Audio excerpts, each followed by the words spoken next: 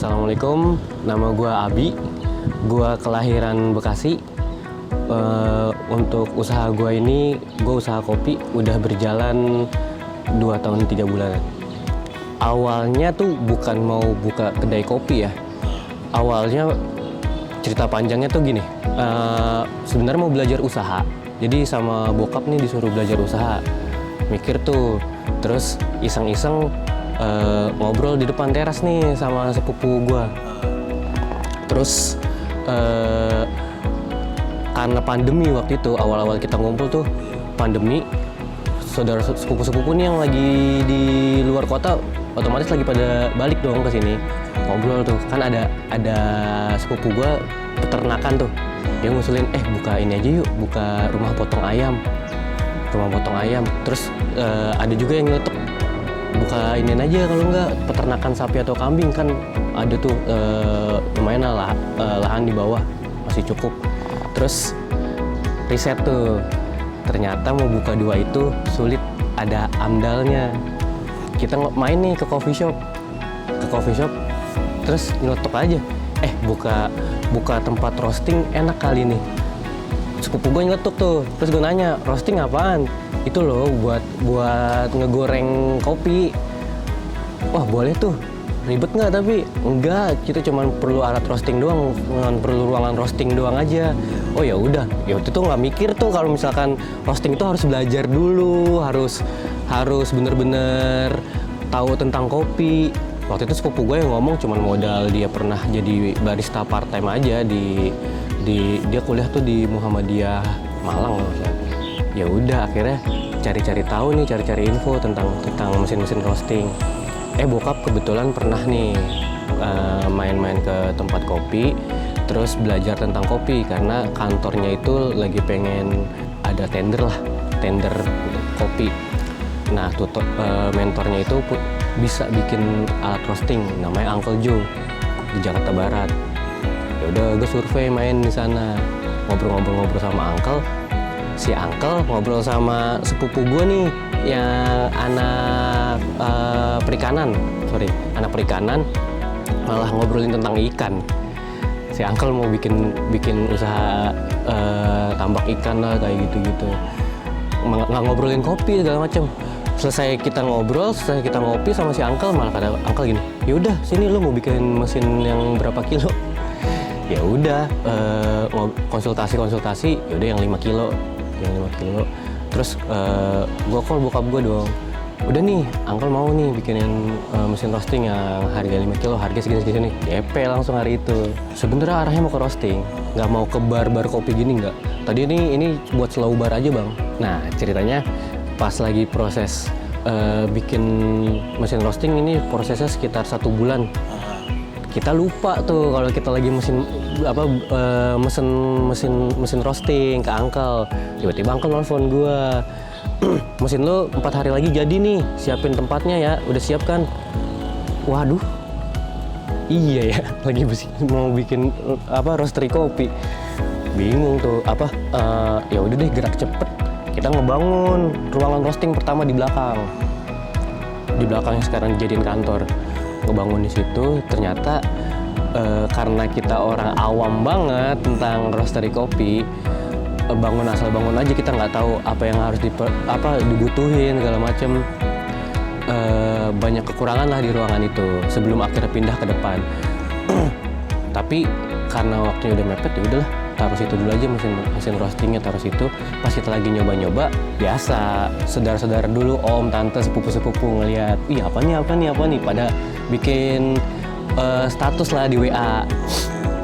Nah dari situ ada yang ngeliat status WA-nya kita.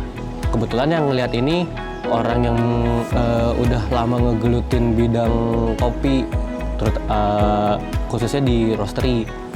Ada namanya Bang Pulung. Dia tuh roaster di Kupinami, di Bambu Apus sana, Cipayung. Dia ngomong, dia komen tuh di statusnya Mbak Suari, sepupu ipar. Itu di mana tempatnya? Itu samping Bukit Kencana, deket Bella Vista. Kebetulan rumah dia di Gamprit. Dia mampir ke sini. Ya udah sharing dari situ. Pas Bang Pulung main kesini baru tahu ternyata ruangan roastery kita kurang ini. Ya udah di situ kita perbaikin. Terus mulai belanja green bean, nyari green bean, hasil rekomendasi dari Bang Pulung.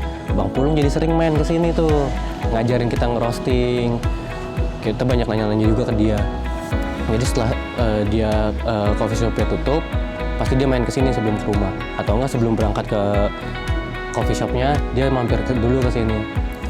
Udah berapa kilo kita ngangusin kopi buat belajar tuh awalnya. Sama dia diajarin, akhirnya sampai sekarang masih tetap belajar sih. Cuman udah tahu bedanya mana kopi mateng, mana kopi mentah, mana kopi layak minum, mana kopi yang wah ini nggak layak buat kita jual nih. Iya, awal dari roastery dulu tuh. Nah, ngetesnya di bar ini tadi buat slow bar. Cuman buat ngetes kopi, buat rencananya ini buat kalau ada yang beli roasted bean kita, dites dulu di sini. Ibarat kata dikilik dulu di sini nih.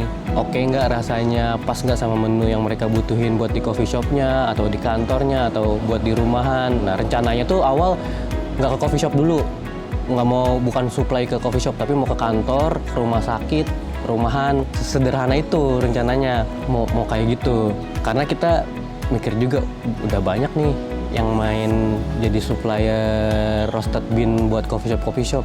Udah banyak yang jalan duluan dan brandnya juga udah pandemi. Ya, Pandemi yang bahkan awal mulai itu masih belum yang harus tutup jam 5 atau jam 8, bahkan harus bener-bener belum boleh beraktivitas tuh. Nah kita coba awal-awal tuh yang datang ke sini teman-teman aja sih, teman-teman saudara mereka yang udah jenuh buat kuliah di rumah atau kerja di rumah, main di sini. Waktu itu tuh belum banyak meja dan kursi, tapi sebelum benar-benar kita panggil teman-teman kita ke sini, itu Bang Pulung ngasih tahu kita, lu sekalian aja buka kopi barnya, sekalian deh lu dagang kopi minuman. Kita nggak mikirin coronanya, bener-bener nggak karena kita bener-bener baru belajar usaha, kita nggak mikirin corona itu bisa berdampak buat orang usaha, kita nggak mikir ke situ. Ya udah Bang Pulung ngomong apa, yaudah kita cobain deh. Yaudah cobain. Awal jualan tuh semua menu harganya 10.000 karena temen-temen yang main ke sini, saudara-saudara yang main ke sini, kita jadiin bahan percobaan. Gue mau ngeracik menu ini nih, bahannya ini, cobain gimana, udah oke belum? Ih masih kemanisan nih, masih terlalu kecut nih, masih terlalu pahit nih. Ya udah kita rubah lagi kayak gitu. Tapi sebelum bener-bener ada tempat ini, rumah gua tuh dulunya emang dijadiin tempat nongkrong sama teman-teman gua, sama teman-teman adik gua. Kebetulan kan adik gua banyak juga nih. Nah dapat kita pengunjung pertama ya teman-teman gua, teman-teman adik gua dari mulut ke mulut aja, yang dulunya pada sering nongkrong di sini. Cuman bedanya waktu itu mereka nongkrong makan minumnya dari dapur rumah. Sekarang gue punya kopi bar sendiri, mereka bayar 10.000. Sebelum coffee bar gue di roastery itu berdua, gue sama sepupu gue, ada Nafir. Berdua yang belajar tentang kopi, nambah 2 orang. Nah satu orangnya itu ada namanya Kidai, dia itu bekas karyawan Bang Pulung di Kupinami, bekas head bar di sana. Terus akhirnya nggak tahu kenapa Kidai tiba-tiba mau kesini, padahal kopi bar menunya belum jadi, kita belum ada hitung-hitungan HPP bakunya kayak gimana segala macem, baru bener-bener coba-coba. Ya udah pas Kidai masuk sama ada satu lagi anak barista, dia juga baru belajar juga di sini, namanya Faruk. Sekarang total 12 sama itu dari dapur, kopi barnya, terus di office-nya kan kita ada tim marketing, social media officer sekarang, terus ada security sama yang bersih-bersih, itu total semua 12. Yang udah pasti rame sih hari Kamis, Jumat, Sabtu. Nah kalau untuk live musik kita sekarang masih event-event tertentu aja sih. Kalau ada bookingan, terus kalau benar-benar lagi ada acara ya bookingan deh intinya. Kalau misalkan ada orang booking buat ngumpul gathering atau reunian segala macam. Pada akhirnya sama sih, cuman beda di bahan baku sama penamaan menunya aja.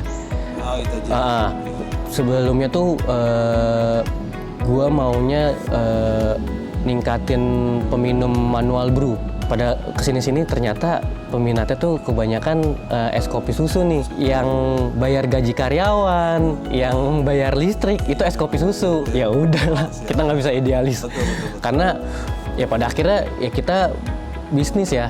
Ada ketika nambah karyawan ya harus ada gaji untuk karyawan. Ya udahlah, kita nggak bisa idealis buat terus-terusan ke manual brew. Kalau momen awal gue sedih banget, gue harus ditinggalin sama head bar gue yang awal ngebantuin gue ngeracik menu sama si Kida itu.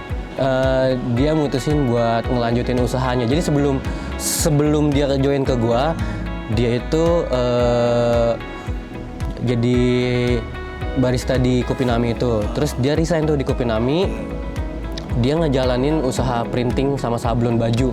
Ngejalanin, terus akhirnya ada tempat ini, dia coba main kesini, terus dia cerita ke gue, dia kangen ngebar, tapi mau yang santai. Nah mungkin dia ngeliat tempat gue, oh masih santai nih, masih ngebangun. Sekalian lah dia bantuin gue buat nge-create menu di sini. Bareng tuh ngulik bareng. Ada banget sebenarnya yang kita anggap down. Cuman kalau di pribadi gue nggak pernah ngambil pusing atau gue panik ya. Karena awal gue buka tempat ini kan niatnya pengen belajar. Oh gitu. Pengen belajar, jadi gue malah seneng nih dapat masalah. Jadi gue belajar dari masalah itu. Kalau gue pribadi, tapi gue nggak bisa egois. Gue mikirin psikologis gue sendiri atau kemauan gue sendiri karena di samping gue nih ada orang lain juga nih yang mereka mungkin cukup kayak, waduh kok kayak gini nih. Waduh, uang belanja cuman cukup segini. Kita ntar jualan apa nextnya ke depannya? Bokap gue pun dari awal juga support banget buat gue ngebuka tempat ini kan. Karena awal juga dia juga nggak expect bakal sejauh ini dan jadinya kayak begini. Dia cuman minta belajar usaha coba biar nggak kerja mulu di kantor. Bila misalkan masih mau kerja di kantor, seenggaknya ada pemasukan lain, nggak melulu dari kantor aja. Kalau gue pribadi sebenarnya dari dulu zaman gue kuliah, gue kan kuliah di Bandung. Gue orangnya suka nongkrong. Gak tahu kenapa pas ada tempat ini tuh gue bisa apa ya ngeluarin atau nyalurin apa yang gue pendem dulu sih. Kayak gue ngeliat, ih keren nih, tempat nongkrongannya asik nih, nyaman. Konsepnya rumahan kayak gini, orang nongkrong di sini nyaman lama-lama karena ngerasa di rumah gitu. Itu orang banyak nggak karena di depan sign gue juga kecil kan, orang banyak nggak kepikiran di dalamnya ada coffee shop. Kalau gue biasanya cepet respon sama ini sih, sama isu-isu atau kejadian-kejadian.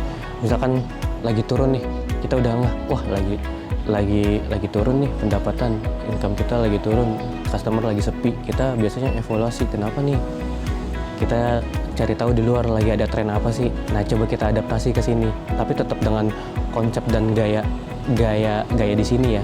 Kan nggak semua hal-hal yang lagi hype di luar cocok buat dibawa ke sini kan, kayak gitu. Iya, musola, parkiran juga alhamdulillah gede, luas. Akhirnya, nah pas lagi sepi-sepi gitu, itu juga tiba-tiba ada orang datang, Mas mau booking tempat dong buat pernikahan. Nah awalnya nggak kepikiran, kaget dong ada orang ngobrol ya, Bu, sebelumnya belum pernah nih ada yang booking buat nikah di sini. Kita juga pusing nentuin harganya kayak gimana. Itu fair-fairan aja ngomong sama orang yang datangnya.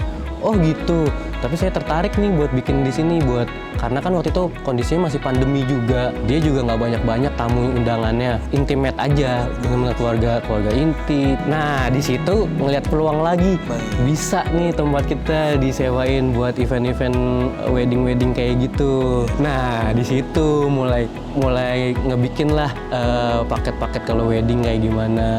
Mukhtar tuh nama almarhum kakek, orang sini asli. Sebenarnya beansnya itu plesetan dari bin, karena kan awal berjalannya tempat ini nih nggak gue sendirian, tapi gue sama sepupu gue yang masih saudara-saudaraan dari kakek gue. Akhirnya ada sih dari awalnya yang coba-coba mau belajar bisnis, akhirnya kita semua yang ada di sini enjoy, akhirnya suka, akhirnya terus ngedalamin tentang bisnis F&B tuh kayak gimana. Terus kedepannya tuh kita ada plan langkah jauhnya tuh satu satu area ini, satu rumah ini kan kalau sekarang posisinya masih barengan sama tempat tinggal nih di dalam.